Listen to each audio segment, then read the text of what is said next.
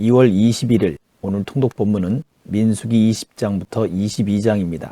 38년이라는 시간이 흘렀고 회중의 대부분은 다음 세대들로 바뀐 상태였습니다. 이스라엘이 다시 가데스에 도착했을 때 백성의 지도자인 미리암이 세상을 떠났고 그 해에 순차적으로 아론과 모세가 모두 세상을 떠납니다. 이스라엘 백성들은 출애굽 40년이 되는 그 해 빠르게 북진해서 요단 동편을 점령하게 되고 드디어 가나안 땅이 바라다 보이는 모압 평지에 도착하는 이야기가 21장에 담겨 있습니다. 가나안 땅이 바로 눈앞에 보이는 이곳에서 그들에게 마지막 관문과 같은 도전이 남아 있었습니다. 그것은 바로 거짓 선지자 발람 사건이었습니다. 앞으로 이 이야기는 두 사건으로 구성되어 진행됩니다.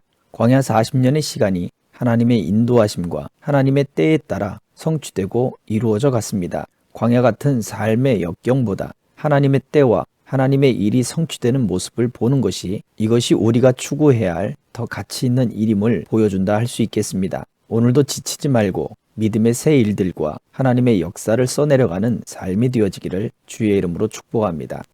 민수기 20장 첫째 달에 온 이스라엘 백성이 신광야에 이르렀다. 백성은 가데스에 머물렀다. 그곳에서 미리암이 죽어 땅에 묻혔다. 거기에는 마실 물이 없었다. 그들이 무리를 지어 모세와 아론에게 대들었다. 그들은 모세에게 비난을 퍼부었다. 우리 형제들이 하나님 앞에서 죽을 때 우리도 죽었으면 차라리 좋았을 것을 어쩌자고 당신은 하나님의 회중을 여기 광야까지 끌고 와서 사람이나 가축이나 모두 죽게 하는 겁니까? 왜 우리를 이집트에서 데리고 나와서 이 비참한 땅으로 끌고 온 겁니까? 여기에는 곡식도 없고 무화과도 없고 포도나무도 없고 물도 없는데 말입니다. 모세와 아론은 몰려든 회중을 뒤로하고 회막으로 가서 얼굴을 땅에 대고 엎드렸다. 그들이 하나님의 영광을 배웠다. 하나님께서 모세에게 말씀하셨다. 지팡이를 손에 잡아라. 내 형 아론과 함께 공동체를 소집하여라. 그들 바로 앞에 있는 저 바위에 말하여라. 그러면 그 바위에서 물이 날 것이다. 바위에서 물을 내어 회중과 가축이 마시게 하여라. 모세는 하나님께서 명령하신 대로 지팡이를 잡고 하나님 앞에서 나왔다. 모세와 아론은 온 회중을 바위 앞에 불러 모았다. 모세가 말했다. 반역자들은 들으시오. 우리가 여러분을 위해 이 바위에서 물을 내야 하겠소.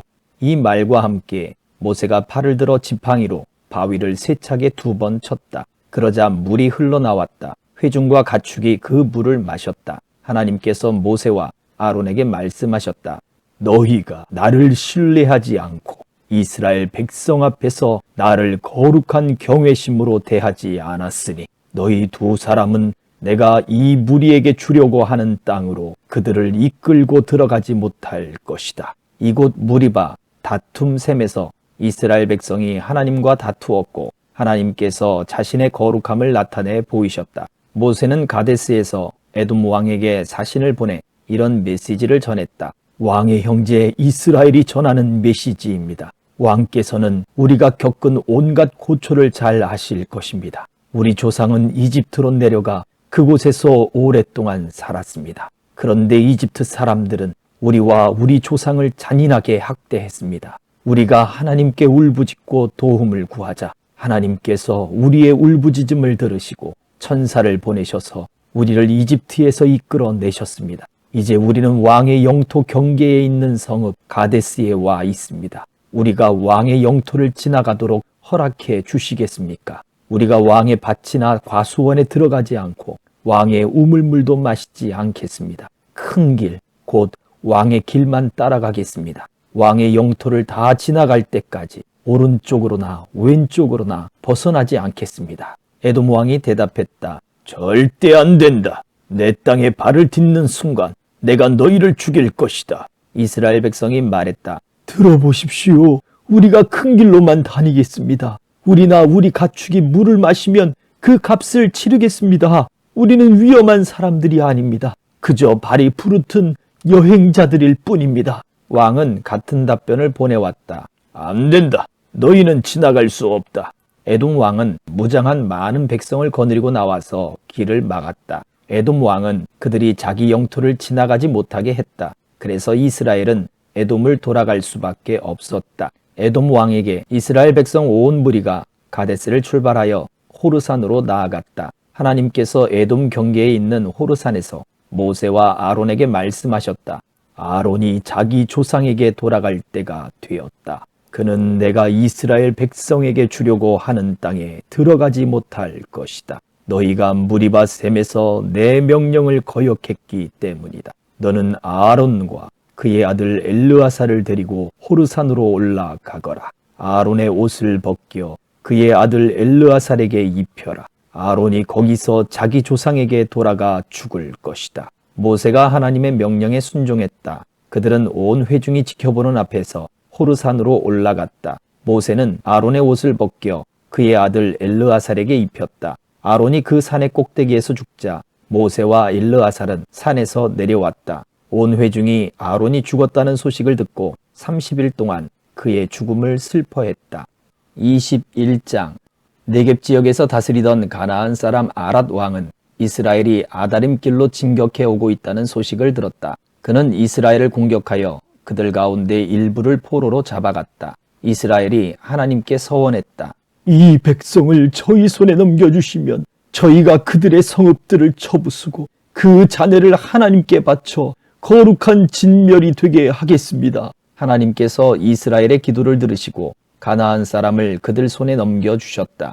이스라엘은 그들과 그들의 성읍들을 쳐부수었다. 거룩한 진멸이었다. 이스라엘은 그곳 이름을 호르마, 거룩한 진멸라고 했다. 그들은 호르산에서 출발하여 홍해길을 따라 에돔 땅을 돌아서 나아갔다. 백성이 길을 가는 동안에 그들의 마음이 조급하고 날카로워졌다. 그들은 하나님과 모세에게 거침없이 대들었다. 어쩌자고 우리를 이집트에서 끌어내어 하나님께 버림받은 이 땅에서 죽게 하는 겁니까? 먹을 만한 음식도 없고 물도 없습니다. 이 형편없는 음식을 더는 못 먹겠습니다. 하나님께서 독사들을 백성 가운데로 보내셨다. 독사들이 그들을 물어 이스라엘의 많은 사람들이 죽었다. 백성이 모세에게 와서 말했다. 우리가 하나님과 당신을 거역하는 죄를 지었습니다. 이 뱀들을 우리에게서 거두어 달라고 하나님께 기도해 주십시오. 모세가 백성을 위해 기도했다. 하나님께서 모세에게 말씀하셨다.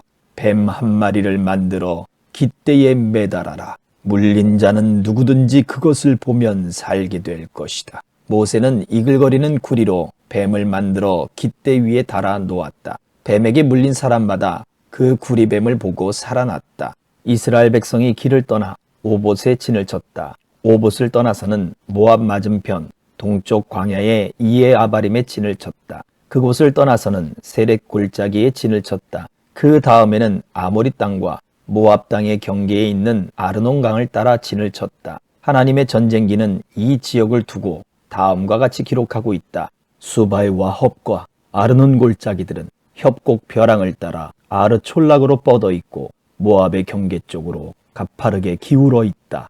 그들이 거기서 부엘, 우물로 나아갔다. 그곳은 하나님께서 모세에게 백성을 모아라. 내가 그들에게 물을 주겠다. 고 말씀하신 곳이다. 거기서 이스라엘은 다음과 같은 노래를 불렀다. 우물물아 솟아나라. 우물의 노래를 불러라. 이 우물은 홀과 지팡이로 군주들이 파고 백성의 지도자들이 판 우물이다.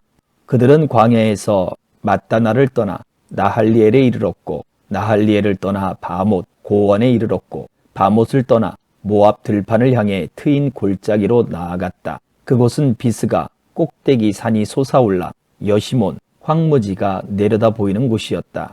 이스라엘이 아모리 왕 시온에게 사신들을 보내어 이렇게 말했다.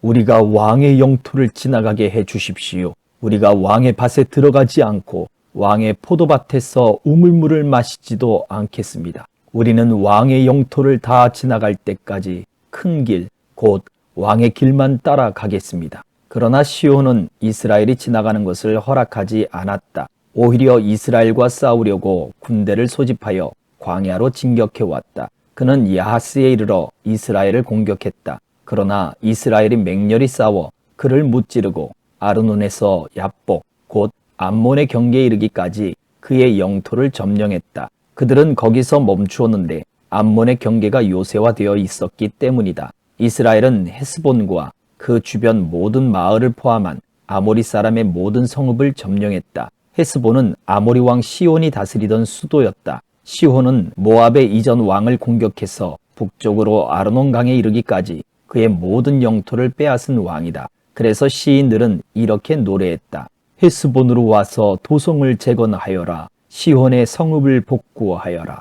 헤스본에서 불이 나오고 시온의 도성에서 화염이 나와 모압의 아르를 불태우고 아르논 고원의 원주민들을 불살랐다. 화가 있을 것이다. 모압아, 그모스의 백성아, 너는 망했다. 네 아들들은 도망자가 되어 쫓기고 네 딸들은 포로가 되어 아모리 왕 시온에게 넘겨졌다. 그러나 우리가 그들을 죽였다. 헤스본에서 디본까지 남김없이 해치웠다. 노바까지 파괴했고 메드바까지 이르는 땅을 초토화시켰다. 이스라엘은 아모리 사람의 땅으로 이주하여 거기서 지냈다. 모세는 사람들을 보내어 야스엘을 정탐하게 했다. 이스라엘은 야스엘의 마을들을 점령하고 그곳에 사는 아모리 사람을 쫓아냈다. 그들은 북쪽으로 방향을 바꾸어 바산길로 나아갔다. 바산 왕 옥이 모세와 맞서 싸우려고 자기의 모든 군대를 거느리고 에드레이로 진격해왔다. 하나님께서 모세에게 말씀하셨다. 그를 두려워하지 마라. 내가 그와 그의 온 백성과 그의 땅을 네게 선물로 주겠다. 헤스본에서 다스리던 아모리 왕 시온에게 한 것처럼 그를 처치하여라. 그들이 그와 그의 아들들과 그의 온 백성을 치니 살아남은 자가 하나도 없었다. 이스라엘이 그 땅을 점령한 것이다. 22장. 이스라엘 백성이 계속 행진하여 요단, 여리고 앞 모압 평지에 진을 쳤다. 십볼의 아들 발락은 이스라엘이 아모리 사람에게 한 일을 모두 들어 알고 있었다. 모압 백성은 이스라엘 때문에 잔뜩 겁을 먹었다. 이스라엘의 수가 너무 많았던 것이다. 그들은 공포에 떨었다. 모압이 미디안의 지도자들에게 말했다. 보시오, 까마귀 떼가 시체의 살점을 말끔히 뜯어먹듯이 이 무리가 우리를 남김없이 먹어치우려 하고 있소. 그 당시 모압의 왕은 십볼의 아들 발락이었다. 그는 부올의 아들 발람을 데려오라고 사신들을 보냈다. 발람은 자기 고향인 유프라테스 강가에 자리한 부돌에 살고 있었다. 발락의 사신들이 전할 말은 이러했다. 보시오, 한 백성이 이집트에서 나와 온 땅을 덮었소. 그들이 나를 맹렬히 압박하고 있소. 그들이 너무 벅차서 나로서는 감당할 수 없으니 부디 와서 나를 위해 그들을 저주해 주시오. 그러면 내가 그들을 치겠소. 우리가 그들을 공격해서 이 땅에서 쫓아낼 수 있을 것이요. 당신의 명성은 익히 들어 알고 있소. 당신이 축복하는 자는 복을 받고 당신이 저주하는 자는 저주를 받는다는 말을 들었소. 곧 모압의 지도자와 미디안의 지도자들이 저주의 대가로 제공할 사례금을 단단히 챙겨서 길을 떠났다. 그들이 발람의 집에 이르러 그에게 발락의 말을 전했다. 발람이 말했다. 오늘 밤은 여기서 지내십시오. 내일 아침에 하나님께서 내게 주시는 말씀을 여러분에게 알려드리겠습니다. 모압의 귀족들은 그의 집에 머물렀다. 하나님께서 발람에게 오셔서 물으셨다. 너와 함께 있는 이 사람들은 누구냐? 발람이 대답했다. 십볼의 아들인 모압 왕 발락이 사람들을 보내면서 이런 메시지를 전했습니다. 보시오, 이집트에서 나온 백성이 온 땅을 덮었소. 부디 와서 나를 위해 그들을 저주해 주시오. 그러면 내가 그들을 공격해서 이 땅에서 쫓아낼 수 있을 것이오. 하나님께서 발람에게 말씀하셨다. 그들과 함께 가지 마라. 그 백성은 복을 받은 백성이니 그들을 저주하지 마라. 이튿날 아침에 발람이 일어나 발락의 귀족들에게 말했다. 돌아가십시오. 하나님께서 내가 여러분과 함께 가는 것을 허락하지 않으십니다. 그리하여 모압의 귀족들은 길을 떠나 발락에게 돌아가서 말했다. 발람이 우리와 함께 오지 않으려고 합니다. 발락은 그들보다 지위가 높고 명망 있는 귀족들을 보냈다. 그들이 발람에게 가서 말했다. 십볼의 아들 발락이 이렇게 말씀합니다. 부디 거절하지 말고 내게 오시오. 당신을 극진히 예우하고 사례도 아낌없이 하겠소. 원하는 것이 무엇이든 내가 다 들어주겠소. 얼마든지 살해할 테니 그저 와서 저 백성을 저주해 주기만 하시오. 발람이 발락의 신하들에게 대답했다. 발락이 은과 금이 가득한 자기 집을 준다 해도 나는 내 하나님의 명령을 어기고는 크든 작든 아무 일도 할 수 없습니다. 하지만 지난번에 오신 분들처럼 여러분도 오늘 밤 여기서 지내십시오. 이번에는 하나님께서 어떻게 말씀하시는지 알아보겠습니다. 그날 밤 하나님께서 발람에게 오셔서 말씀하셨다. 이 사람들이 너를 보려고 이렇게 왔으니 그들과 함께 가거라. 그러나 내가 네게 말하는 것 외에는 절대 아무 일도 해서는 안 된다. 발람은 아침에 일어나 나귀의 안장을 얹고 모압에서 온 귀족들과 함께 길을 떠났다. 그러나 발람이 길을 나서자 하나님께서 진노하셨다. 하나님의 천사가 그가 가는 것을 막으려고 길에 서 있었다. 발람은 나귀를 탔고 하인 둘이 그와 함께 가고 있었다. 나귀는 천사가 길을 막고 서서 칼을 휘두르는 것을 보자 급히 길에서 벗어나 도랑으로 뛰어들었다. 발람은 나귀를 때려 다시 길로 돌아가게 했다.